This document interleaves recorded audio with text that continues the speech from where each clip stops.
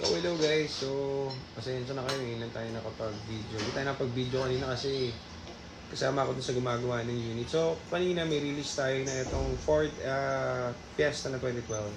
So ito yung washery na 22k mileage lang. So si Sir na test drive niya yan and everything. Tatlong beses na pinest drive yan. So syempre kami dahil babiyahe si Sir ng malayo, pinapa-test drive talaga natin na pinapa-test drive yan kasi ayaw natin papahiya tayo sa klient. So dahil transparent kami, kukwento ko sa inyo yung nangyari dito. So kanina, totoo pala yun, may kotse pala na ayaw talaga magpabenta. So first time mangyari sa akin yung ganun kasi tawag dito, hindi ko naman nararamdaman yun. So ito nga, binili lang naman namin itong unit na to kasi talagang 22k mileage lang yan. So first time namin makahandle ng ganyan na talagang sariwa. Alam din naman ni Sir yun. So maalam to si Sir tumingin din ng kotse. Nanonood lang din siya ng vlog natin. So, happy ako kasi ito, nasubaybayan niya to. Alam niyo yung kwento nitong unit na to. So, yun na nga. Pipick upin niya kanina. Mga 2 PM nung pipick upin niya. Nag-test drive pa siya. Umindot pa siya ayos. Pag balik namin ng garahe, tawag dito, final goodbyes to sa kotse, bigla kayo mag-start. So, takang-taka kami, kayo mag-start. Eh, lahat ng klase ng OBD, pati ng lahat ng klase ng laptop, meron kami. So, ayun, dami ko palang words. Ipatanggal ako words. Dami ko itim-itim. Dito pala. So, yun. Yun na nga. Takang-taka kami. Ayaw start.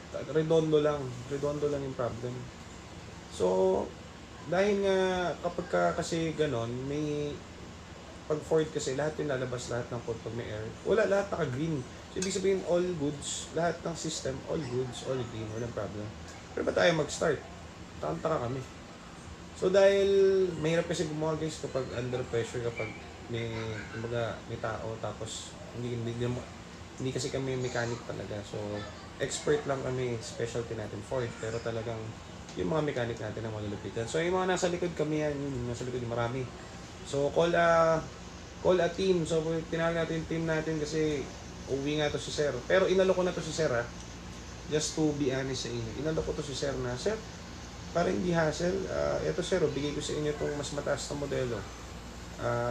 Tabla-tabla, wala nang idadagdag Sir. Pinagpilian yung ibang Fiesta pero talagang desidido si Sir. Talagang ito ang gusto niya. Ito talaga ang gusto niya. So, kami naman, siyempre, yun nga, under pressure. So, medyo hirap tayong gumalaw kapag ganun. Kasi siyempre, under pressure ka eh. Hindi ka makapag-isip ng tama, makapag-diagnose ng tama.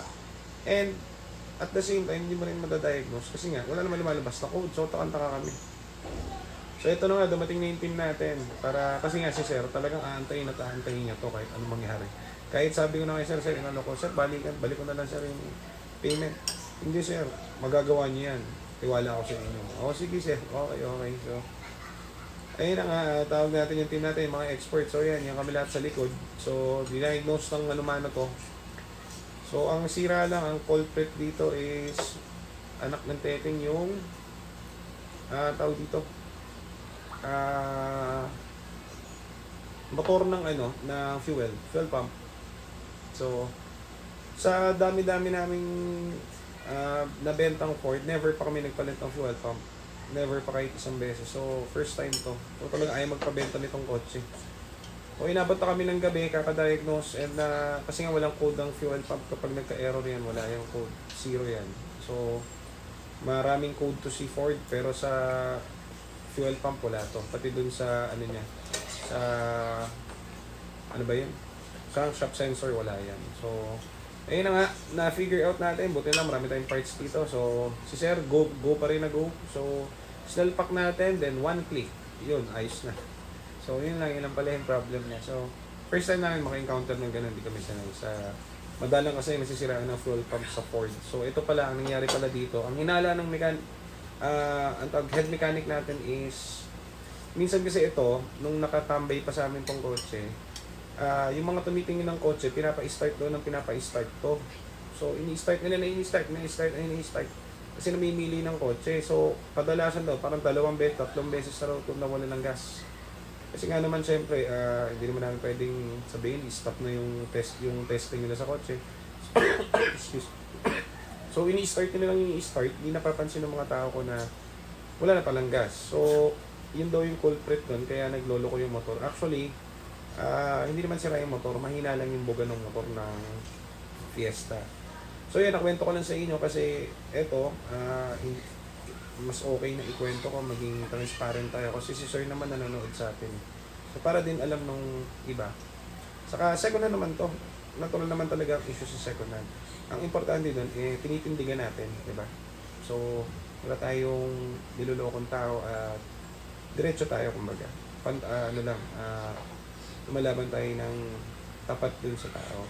Okay? So, wala tayong magagawa kasi si sir, talagang porsigido, gusto niya to. Kahit anong gawin namin sa kanya, push sa kanya sa ibang unit, ayaw niya, ito talaga gusto niya.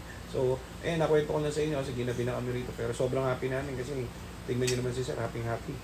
So, nakuha niya yung gusto niya, 22k mileage na kotse. Ingatan mo yan, sir. So, nagkaroon pa kami ng tropa. So, balik ka lang dito if ever na kailangan mo ng tulong in the future, dito lang kami. So, yan, GTA Cars, guys, San Juan location namin.